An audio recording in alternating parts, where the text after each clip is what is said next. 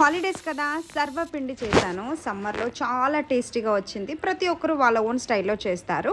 నేను ఎలా చేశానో చూపిస్తాను. సమ్మర్ కాబట్టి స్ప్రింగ్ ఆనియన్స్ చాలా వచ్చాయి. వాటిని చిన్నగా కట్ చేసి పక్కన పెట్టుకున్నాను.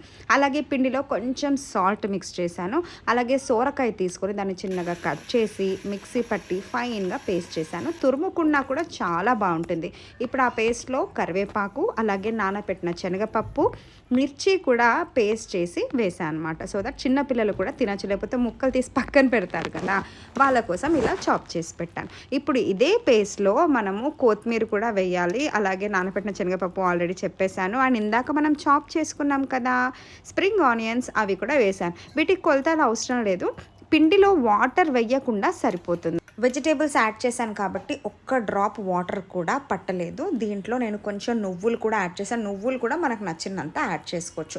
అన్నీ కూడా మెత్తగా కలపాలి. కలిపిన తర్వాత కొంచెం సాల్ట్ టేస్ట్ చూడాలన్నమాట.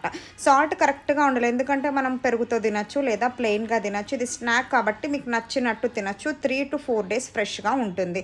సో సర్వపిండి చేయడానికి నేను మాత్రం సర్వపిండి గిన్నెలు తీసుకున్నాను. చూసారా ఎంత బాగున్నాయి, అన్నీ సమానంగా అవుతుంది అనమాట.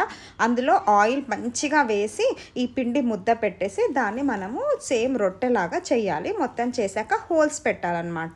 నేనైతే ఆయిల్ వేయడానికి నాకు చేతులు రావు, అందుకే మళ్ళీ వేయాల్సి వస్తుంది. వేసేసి స్టవ్ చిన్నగా పెట్టి మూత పెట్టేశాను. 10 minutes తర్వాత మళ్ళీ మనం దాన్ని టర్న్ చేస్తే చూడండి ఎంత కలర్ఫుల్గా టేస్టీ సర్వపిండి రెడీ అయిపోయింది. నేనే చేశాను కాబట్టి మా అమ్మతో కూడా టేస్ట్ చేయించాను. తనకు కూడా చాలా నచ్చింది. మీరు కూడా